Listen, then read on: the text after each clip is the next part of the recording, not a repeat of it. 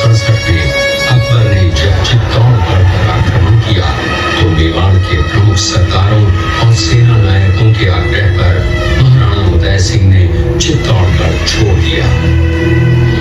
अपने देश, कुल, गौरव और मातृभूमि की मर्यादा के लिए प्राण न्योछावर करने वाले योद्धाओं और लड़नाओं से प्रताप ने न केवल सीख ली बल्कि ये घटना उनके जीवन का आधार बन गई।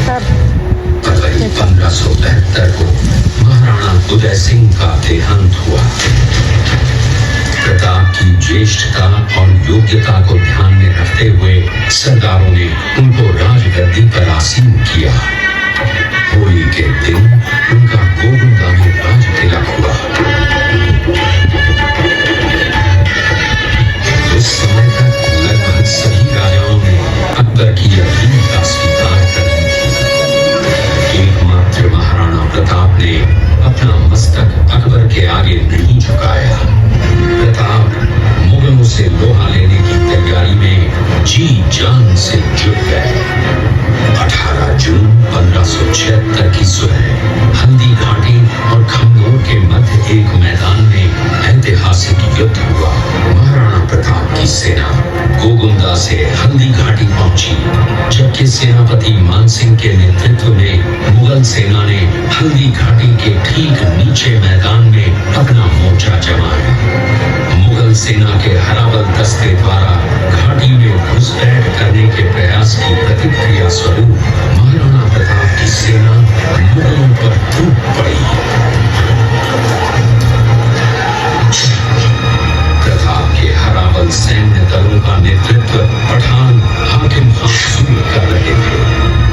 भीलू राणा, जो राणा पूंजा के नाम से भी जाने जाते हैं, उनके नेतृत्व में भील आदिवासियों ने गोरिल्ला पद्धति से युद्ध करते हुए मुगलों के छक्के छुड़ा दिए।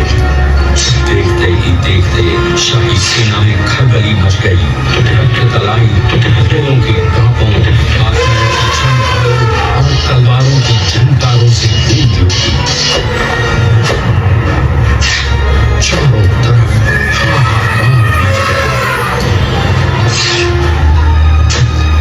युद्ध का घटनाक्रम अचानक उस समय बदल गया जब प्रताप ने अपने घोड़े चेतक को घेर लगाकर मानसिंह के हाथी पर चढ़ा दिया और उस पर भाले से भरपूर बांध दिया।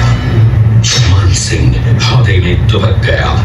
हाथी से उतरते समय चेतक की एक टांग कट गई। इस स्थिति को भांपकर महाराणा प्रताप के हमशक्ल सेनापति झालामान ने महाराणा प्रताप से आज्ञा लेकर उनका राजमुकुट धारण किया। मुगल सेना झालामान को महाराणा प्रताप समझकर उन पर टूट पड़ी और झालामान शहीद हो गए। उधर चेतक ने अपने स्वामी को 5 किलोमीटर तक 3 टांगों पर ही लेकर एक बरसाती नाले को पार किया। उसके पश्चात उसके प्राण पखेरु उड़ गए।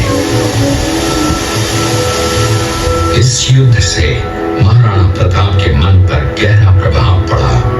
परिणाम स्वरूप उन्होंने मुगलों पर विजय प्राप्त करने तक राजसी ठाट बाट छोड़ने और पत्तों पर भोजन करने का प्रण लिया, जिसे उन्होंने जीवन भर निभाया। महाराणा प्रताप ने अपना सैन्य बल बढ़ाकर सर्वप्रथम अरावली पर्वत की घाटियों में बसे दिवेर पर चढ़ाई कर विजय प्राप्त की। इसके बाद कुंभलगढ़ पर भी विजय प्राप्त की। सिर्फ चित्तौड़गढ़ को छोड़कर सारे मेवाड़ को अपने अधीन कर लिया। कालांतर में महाराणा ने चावंड में अपनी राजधानी स्थापित की।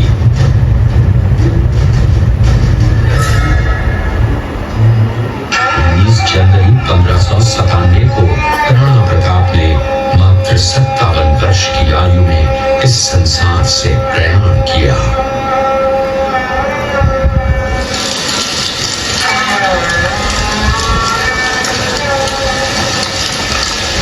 हल्दी घाटी का युद्ध एक सांप्रदायिक युद्ध न होकर आत्मसम्मान, मातृभूमि की स्वतंत्रता व स्वाधीनता का संघर्ष था।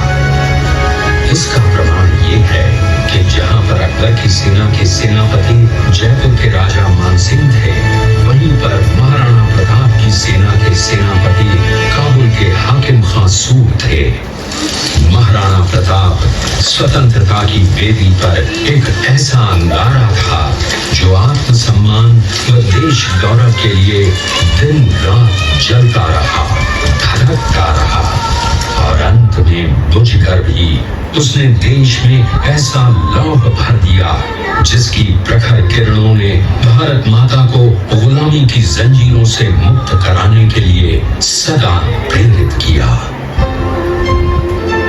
देवी